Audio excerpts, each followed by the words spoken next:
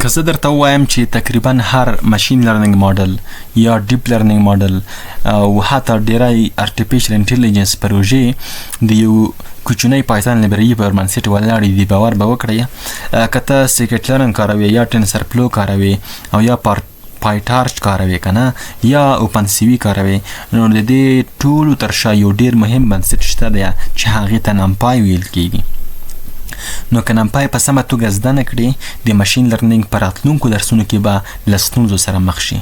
په دې ویډیو کې به یوازې دا زده نه کړو چې نمپای څه شی ده، بلکې دا به هم پوه شو چې نمپای څه معنا لري، ولې جوړ شو او ولې پایتون لیست موږ نه کاروو د نمپای پر ځای باندې، او ولې ټول ماشین لرنینګ انجینران نمپای کاروي او نمپای په حقیقت کې څنګه کار ترسره کوي. موږ به نن ورځ د ماشین لرنینګ درسونه پیل کړو. دغه درس د پری ریکویزټس کوم دی پایتون دی. پایتون دی بعد داسې نه چې په اډوانس لیول باندې دې زده وي چې مطلب ته ماسټر وي پکې، نه پایتون صرف په د سینټاکس سره لږ بلد هم وي، نو ته کولی شي چې نمپای سټارټ کړي او د ماشین لرنینګ دغه جورني دغه سفر زموږ سره پیل کړي. نو نمپای د پایتون یو مشهوره لایبرري ده چې د عددي محاسبو لپاره جوړه شوې ده، یعنی نومریکل کمپیوټینګ لپاره جوړه شوې ده، او اصلي هدف یې دا دی چې مطلب لوی مقدار عددي معلومات چې په چټکۍ سره ذخیره کړي یا په ډیر لوړ سرعت سره په محاسبې یعنی اپریشن ترسره کړي، او د څو بعدي یعنی اریز په مرسته معلومات تنظیم او منظم کړي. په ساده ډول داسې درته وایم که پایتون د پروګرام کولو ژبه وي، نو نمپای چې ده د ریاضي محاسبو ځواک دی. نو داسې پوښتنه پیدا کېږي چې نمپای ته ولې نمپای ویل کېږي، د نمپای نوم ولې ورکړل شو؟ ګوره، نمپای د دوه کلمو څخه اخیستل شوی ده چې یو نم دی او بل هم پای دی. نم چې دی دې ته ویل کېږي نومریکل یعنی عددي، او پای دې ته ویل کېږي پایتون، د پایتون څخه اخیستل شوی ده، دې لنډیز دی. نو بشپړ مفهوم یې څه شو؟ نومریکل پایتون شو، یعنی پایتون خو د عددي محاسبو لپاره. اوس دا خپله یوه لایبرري ده، یعنی تھرډ پارټي لایبرري ده. نو اوس باید موږ تاسو یو لایبرري وپېژنو. لایبرري ګورئ د مخکې لیکل شوي کوډونه یوه مجموعه ده، یعنی تصور وکړئ یو نجار هر ځل له صفره میخ او اره نه جوړوي کنه، هغه تیار وسایل دی او کاروي او راواخلي او خپل کار پې ترسره کوي. نو په پایتون کې هم لایبرري همداسې ده.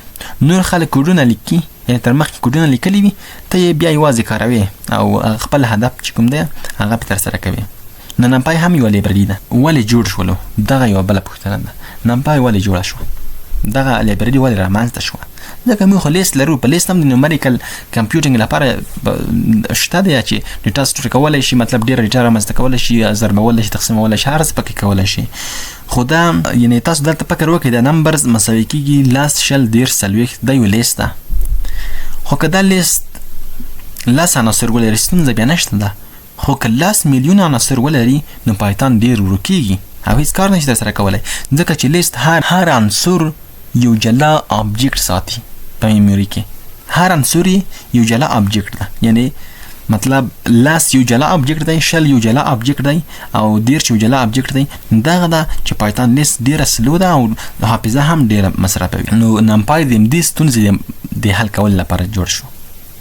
څنګه سرعت زیاتوي؟ نو دا نمپای چې کومه ده دا اری کاروي. اری چې کومه ده دا کانټیګیوس میموري ساتي په میموري کې. مطلب سره کوم یعنی ټول عناصر چې کوم دي کنه دا یو ځای وي، یعنی په یو ابجیکټ وي. د دې سبب کېږي چې سی پی یو ژر ورته لاسرسی وکړي او حافظه هم کم مصرف شي، عملیات چې کوم اپریشن چې کوم دي هغه هم په ډېر لوړ سرعت سره ترسره شي. دا همدغه دلیل دی چې نمپای د پایتون د لیست په پرتله څو چنده چټکه ده. اوس تاسو به وایئ چې اری څه ته وایي؟ ګوره، نمپای چې دا د پایتون د لیست په ځای اری کاروي. اری چې دا د عددونو یوه مجموعه ده، خو ډیټا ټایپ یې باید څه وي؟ سیم وي، یعنې ورته وي. لکه دې ته ویل کېږي اری، د لیست په شان لیکل کېږي، دې ته اری ویل کېږي. دې ته 1 ډایمنشل اری ویل کېږي، 1 ډایمنشل، او دې ته ویل کېږي 2 ډایمنشل اری چې د یو څخه زیاتې ارې ولري. هغه بیا تاسو ته زه وروسته ډېر په ډیټیل سره زه تاسو ته ټول تشریح کوم، تاسو دې ته ما کنفیوز کېږئ. د همدغه ارې چې دا بیا میټریکس ګرځي او دا د میټریکس چې کوم د ماشین لرنینګ هغه بنسټ جوړوي. نو دا په اوس دا کو چې هغه کې چې کومه ده په ماشين لرنینګ کې اوس څنګه کارول کیږي. مو تاسو باید داسې شی زده کو چې اوس اساسي د ماشين لرنینګ لپاره زده کوو، خو ماشين لرنینګ کې څه ډول کارول کیږي. ګر تصور وکړئ چې موږ 15 میلیونه زده کوونکي لرو. هر زده کوونکي ګر عمر لري، قد لري، وزن لري، جی پی ای لري، نمرې لري.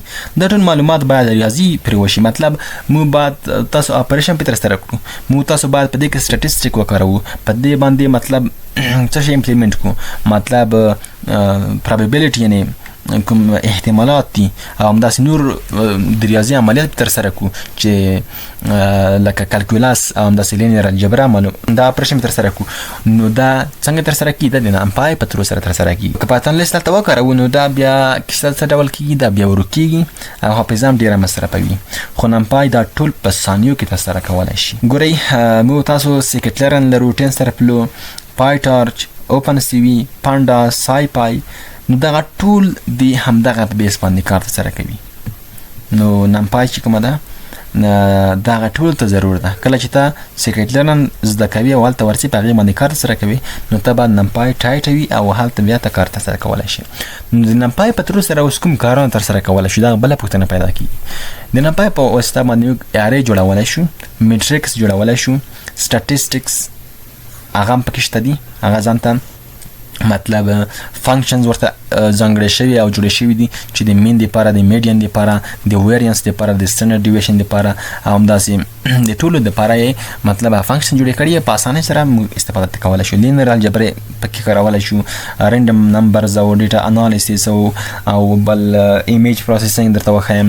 دا هم ټول په دې کارېږي ځکه چې میټریکس خپله ایمیج پروسیسینګ کې هلته بیا زیات کارېږي. کله چې اوپن سی وي ته مې ولاړ شو نو ماشین لرنینګ کې، ډیپ لرنینګ کې، د ټولو ځایونو کې چې نمپای کارول کیږي او دغه کارونه تر سره کولی شي. په دې دا لومړنۍ ویډیو د نمپای وه. په راتلونکو ویډیوګانو کې موږ تاسو پریکټیکل کار پې کوو چې نمپای څه ته وایي او څنګه کار سره کوي. نن موږ تاسو زده کړل چې څنګه جوړ شو، ولې جوړ شو، ولې دغه نوم نمپای دی، ولې پایتون لیست نه کاروو او په ماشین لرنینګ کې ولې دومره مهم دی او د پروګرامران ولې زیات استعمالوي.